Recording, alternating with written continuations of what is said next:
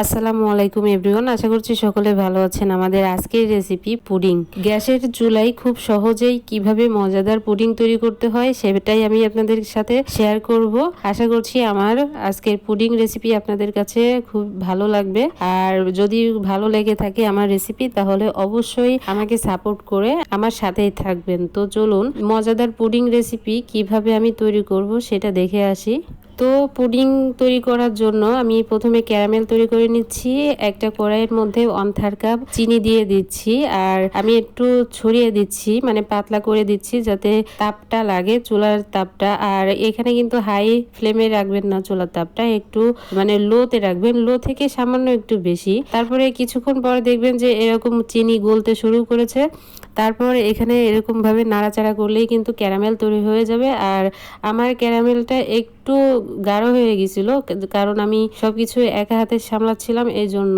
তো যাই হোক, আমার নামাতে নামাতে ক্যারামেলটা একটু গাঢ় হয়ে গেছিল। আপনারা একটু হালকা করে নেবেন ক্যারামেলের কালারটা, তাহলে কিন্তু পুডিংটা দেখতে খুবই সুন্দর লাগবে। তো যাই হোক, পুডিংটা আমি যে পাত্রে সেট করব সেই পাত্রে আমি ক্যারামেল ঢেলে নিলাম।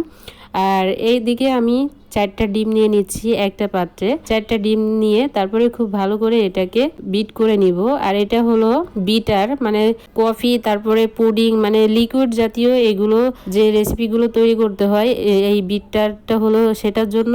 আর এটা হলো চার্জারের বিটার বলা হয় মূলত, মনে হয় চার্জ দিয়ে তবেই কিন্তু এটাকে ব্যবহার করা যায়। ইলেকট্রিক বিটার না, কিন্তু এটা মানে ইলেকট্রিক ডাইরেক্ট বিট দিয়ে যে আমরা কেকের ক্রিম তৈরি করি বা আরেকটা বিটার আছে ওইটা না, মানে ডাইরেক্ট কারেন্টে দিয়ে এটাকে কাজ করতে হয় না, এটা হলো চার্জারে চলে। তো যাই হোক, আমি এটাকে মানে ডিমটাকে বিট করে নিলাম। তারপর 1/3 কাপ চিনি দিয়ে আমি খুব ভালো করে অল্প অল্প করে দিয়ে তারপরে কিন্তু খুব সুন্দর করে এটাকে মিশিয়ে নিয়েছি, মানে বিট করে নিয়েছি। তারপর আমি দিয়ে দিচ্ছি 1 টিস্পুন এলাচের গুঁড়ো।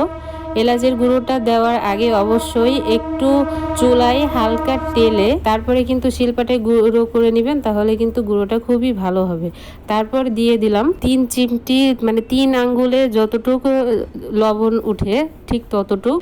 আর অবশ্যই কিন্তু একটু লবণ দেওয়ার চেষ্টা করবেন, মিষ্টি জিনিসে কিন্তু লবণ দিলে ভীষণ ভালো লাগে। তারপর আরো ভালো করে আর একটু মিক্স করে নিব হ্যান্ড বিটার দিয়ে। তারপর আমি লিকুইড দুধ দিয়ে দিচ্ছি।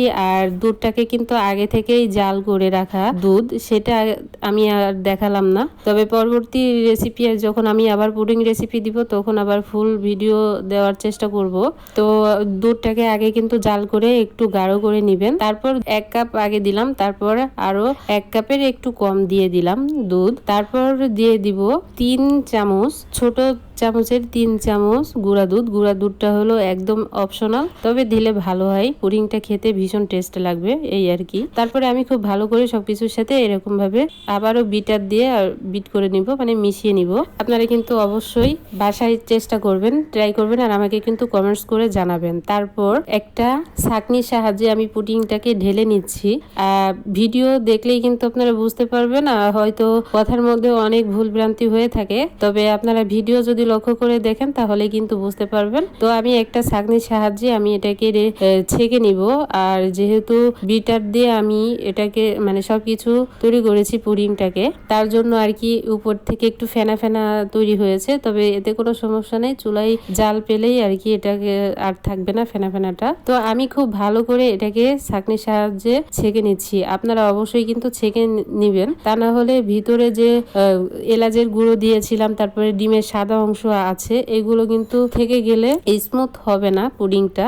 তার জন্য কিন্তু সেকে নেওয়াটা অবশ্যই সেকে নেওয়ার চেষ্টা করবেন। তো যাই হোক, দেখুন আমি পুরোটা কিন্তু নিয়ে নিয়েছি। আর দেখুন আমার পুডিং এর ভিতর দিয়ে কি কি বের হয়েছে, আপনারা কিন্তু দেখতে পাচ্ছেন। এগুলো থাকলে কিন্তু আসলে পুডিং স্মুথ হয় না, খুব ভালো হয় না। তো যাই হোক, আমি রেডি করে নিলাম। আর এরই মধ্যে আমি একটা কড়াই বসিয়ে তার মধ্যে 2টা কাগজ বসিয়ে তার উপরে একটা বাটি দিয়ে দিয়েছি। আর চুলার আঁচটা আমি কম রেখে তারপরে আর কি পাত্রটা গরম করে নিয়েছি। তবে আপনারা আমি যেখানে বাটি দিয়েছি আপনারা কিন্তু সেখানে অন্য কোনো কিছু দিয়ে দিতে পারেন।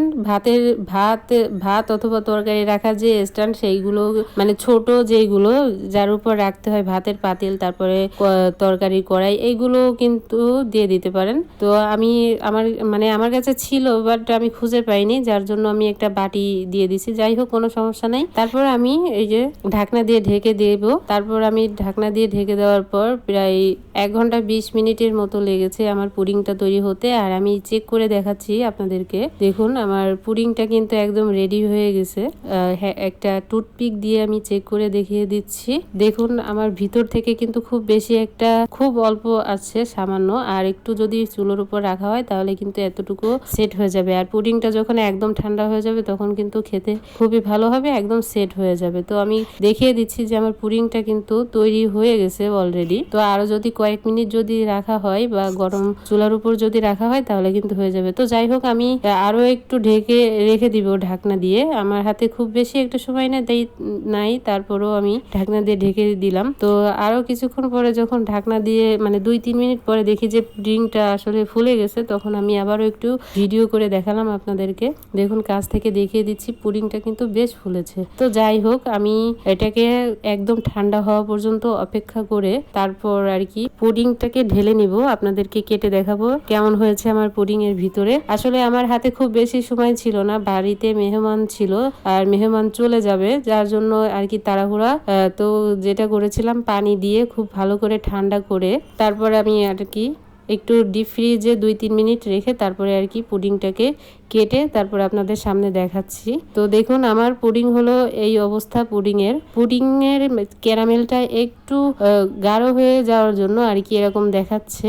আর পুডিং ফুলে যাওয়ার জন্য ভিতর মাঝখানে পুডিংয়ের মাঝখানে একটু ডিপ হয়ে গেছে। তো যাই হোক, কোনো সমস্যা নাই। খেতে কিন্তু মাশাআল্লাহ অসম্ভব সুন্দর হয়েছে, অসম্ভব মজাদার পুডিং তৈরি করা হয়েছে। একদম সহজ, খুবই সহজ। আপনারা কিন্তু বাড়িতে অবশ্যই ট্রাই করবেন। আর কেটে দেখাচ্ছি, দেখুন আমার পুডিং এর ভিতরটাও কিন্তু মাশাআল্লাহ অনেক সুন্দর হয়েছে। তো যাই হোক, আমার মূলত আজকের রেসিপি এতটুকুই ছিল। অবশ্যই আমাকে কমেন্টস করে জানাবেন, যে যেখান থেকে দেখছেন আমাকে একটু সাপোর্ট করে যাবেন। সবাই অনেক ভালো থাকেন, সুস্থ থাকেন। আমার পরবর্তী ভিডিও দেখার আমন্ত্রণ জানিয়ে আজ এখানে বিদায় নিচ্ছি। আল্লাহ হাফেজ।